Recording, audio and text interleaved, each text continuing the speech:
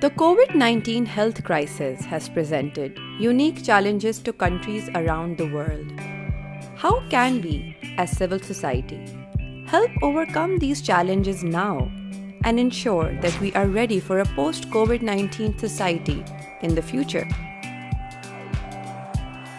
In his recent statement, Mr. Clement Voulet, the UN Special Rapporteur on Freedom of Peaceful Assembly and of Association, said, "No country or government can solve the COVID-19 crisis alone. Civil society organizations should be seen as a strategic partner in the fight against the pandemic."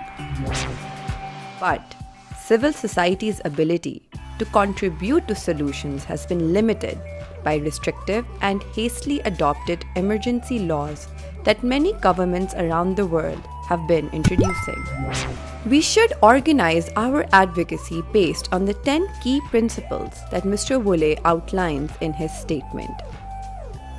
To ensure governments are living up to their human rights obligations during pandemics. Here are some of them. Ensuring that new legal measures respect human rights.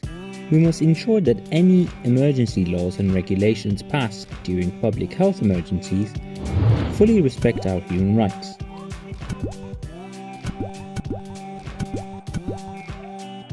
This includes consultations with civil society, where possible, before new measures are adopted. Any limitations on rights imposed must be in accordance with the principles of legality, necessity, and proportionality. This public health emergency should not be used as a pretext for infringement of rights. This crisis should not be used as a pretext to suppress rights, such as the rights to freedoms of peaceful assembly and of association, which we use to claim our rights. Any limitations imposed by governments during this time should be removed after the public health emergency ends. Ensuring inclusive participation and the continuation of democratic processes. Active citizenship is key in times of crisis. Therefore, civil society organizations should be allowed to continue their work and provide social and humanitarian support to vulnerable communities. Democracy shall survive the crisis, and the public should not be set aside in the decision-making processes. Freedoms of association and assembly must be guaranteed online.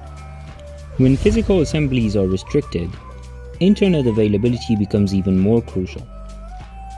States should avoid internet shutdowns during this time and take measures to ensure that affordable access to the internet is extended to all communities. Freedom of expression must be ensured.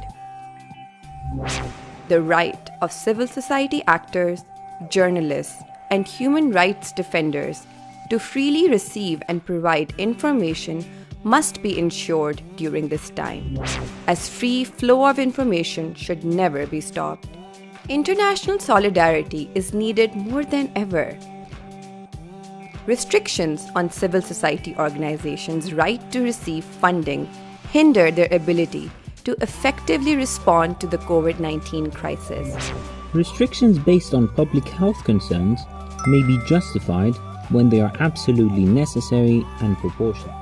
But measures need to be taken to guarantee these freedoms to the greatest extent possible, which allow us to decide in what kind of post-pandemic world we would like to live. Click on the link in the video description to read the full set of guidelines by the UN Special Rapporteur Clement Voulet.